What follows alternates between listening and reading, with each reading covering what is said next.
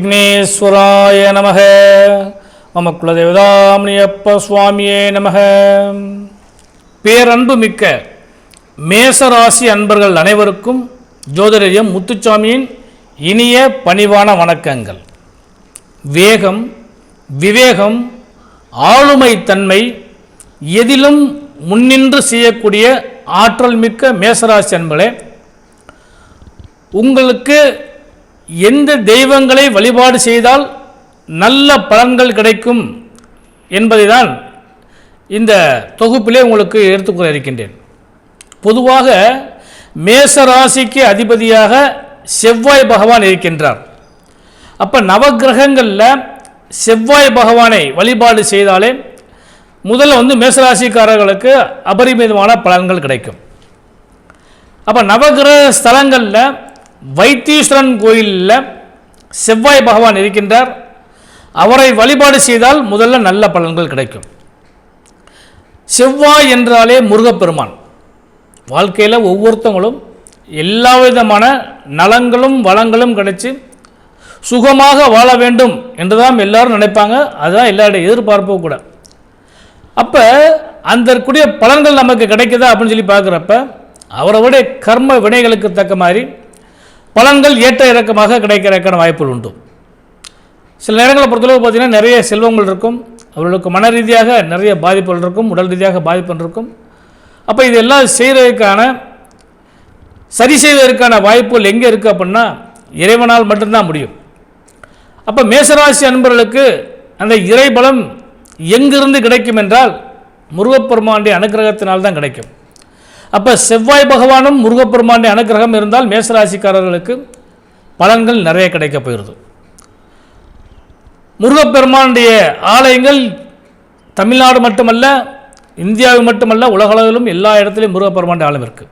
அப்போ எல்லா முருகப்பெருமானுடைய ஆலயங்களிலும் மேசராசிக்காரர்கள் வழிபாடு செய்தனால் முதல்ல நல்ல பலன்கள் கிடைக்கும்.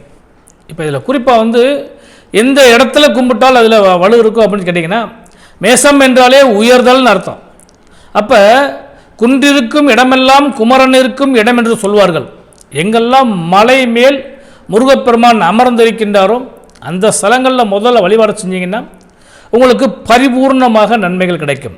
அப்படி பார்க்குறப்ப முதல்ல பழனி மலை, சுவாமி மலை, தணிகை மலை, பழமுதிர்ச்சோலை, மங்களங்களை எதிர்பார்த்து காத்திருக்கக்கூடியவங்களுக்கு திருப்பரங்குன்றம், இதுபோல் மருதமலை, நிறைய மலைகளில் முருகப்பெருமான் காட்சி தருகின்றார். குறிஞ்சி ஆண்டவராக காட்சி தருகின்றார். குன்றிருக்கும் இடங்களெல்லாம் அந்த குமரக்கடவுளை வழிபாடு செய்தீங்கன்னா மேசராசிக்காரர்களுக்கு நல்ல பலன்கள் கிடைக்கும். இப்போ ஒரு கேள்வி வரும், நாங்கள் அப்போ மற்ற சாமிகள்லாம் கும்பிடக்கூடாது, எங்களுக்கு அந்த மற்ற சாமிகளால் எங்களுக்கு பலன்கள் கிடைக்காதா அப்படின்னு எதிர்பார்க்குறப்ப, இப்போ ஹோட்டலில் போய் சாப்பிட்றோம், நம்ம வீட்டில் சாப்பிட்றோம். இப்போ நம்ம வீட்டில் சாப்பிட்றப்ப நமக்கு என்ன உணவு தேவைப்படுதோ, என்ன மாதிரி ருசி தேவைப்படுதோ அதை நம்ம வீட்டிலேயே ப்ரிப்பேர் பண்ணி சாப்பிட்றதுக்கும் வெளியிடங்களில் அவர்கள் சமைத்து வைத்தது சாப்பிட்றதுக்கும் உள்ள வித்தியாசம்தான். தெய்வங்களில் நம்ம தெய்வங்கள் நமக்குரியவர்கள் என்று இருக்கக்கூடிய அந்த தெய்வங்களை வழிபாடு பண்ணிங்கன்னா பலன்கள் உங்களுக்கு இன்னும் அதிகமாக கிடைக்கும். சரி, என்னென்ன பலன்கள் நமக்கு கிடைக்கும் அப்படின்னு பார்த்திங்கன்னா, முதல்ல உடல் ரீதியாக இருக்கக்கூடிய இந்த தலைவலி சம்பந்தப்பட்ட பிரச்சனை முதல் நீங்கும். ஒன்று. ரெண்டாவது உடலில் ஏற்படக்கூடிய சகல விதமான நோய்களையும் தீர்க்கக்கூடிய வல்லமை அந்த முருகப்பெருமானுக்கு உண்டு. அடுத்து வாழ்க்கையில் கடன் இல்லாத மனிதர்கள் மிக மிக குறைவு. ஏன்னா எல்லாமே பொருளாதாரத்தை பொறுத்தளவுக்கு கையில் வச்சுக்கிட்டே எந்த வேலையும் செஞ்சுட்டு இருக்க முடியாது. அப்போ ஒரு சில இடங்களில் கடன் வாங்கக்கூடிய சூழ்நிலைகள் இருக்கும். அப்படி கடன் வாங்கக்கூடிய காலகட்டங்களில் சிலருக்கு கடன் அதிகமாகி அது கட்ட முடியாத சூழ்நிலையில் ஏற்படக்கூடிய வாய்ப்புகள் ஏற்படும். அப்போ இந்த கடன் பெறுவதற்கும் கடனை அடைப்பதற்கும் முருகப்பெருமானை வழிபாடு செஞ்சீங்கன்னால் அந்த கடன் சம்பந்தப்பட்ட பிரச்சனை எல்லாம் நீங்கக்கூடிய அளவுக்கு வாய்ப்பு உண்டு. அப்போ கடன், நோய், அதுபோல் வம்பு வழக்குகள் இவைகளிலும் இருந்தெல்லாம் நமக்கு ஒரு ரிலீஃப் கொடுக்குற அளவுக்கான வாய்ப்புகள் இருந்தால் அது முருகப்பெருமான்ட்ட தான் இருக்குது. சத்துருக்களுடைய பயத்தை எல்லாம் அந்த முருகப்பெருமான் நீக்கி விடுவார். என்ன, அவரே சத்துரு சம்ஹார மூர்த்தி அல்லவா. அதனால் இந்த முருகப்பெருமானை வழிபாடு பண்ணிங்கன்னா, மேசராசிக்காரங்க வழிபாடு பண்ணிங்கன்னா உங்களுக்கு அவ்வளோ விதமான பலன்கள் நிச்சயமாக கிடைக்கும். இதில் குறிப்பாக பொறுத்தளவு பார்த்திங்கன்னா, ஒருத்தவங்க வீடு வாங்கணும்னு பிரியப்படுவாங்க, ஒருத்தவங்க நிலம் மனையாக வாங்கணும்னு சொல்லி பிரியப்படுவாங்க. அப்போ அவங்களுக்கெல்லாம் இந்த வீடு மனை இதெல்லாம் வாங்கணும்னு சொல்லி பிரியப்பட்டாங்கன்னா ரொம்ப நாள் கனவாக கூட இருக்கலாம். அவங்கெல்லாம் வந்து வீடுக்காக அப்படின்னு சொல்கிறப்ப ஒரே ஒரு சின்ன எளிய முறை பரிகாரம் தான் அவங்களுக்கு. வீடு வாங்கணும்னு சொல்லி முடிவு பண்ணாங்கன்னா இந்த நகை கடையில் பார்த்தீங்கன்னா நேர்த்திக்கடை ஜாமான்கள் விற்பாங்க. அந்த நேர்த்திக்கடை ஜாமானில் வந்து அந்த வெள்ளியில் வந்து வீடு செஞ்சு வச்சுருப்பாங்க.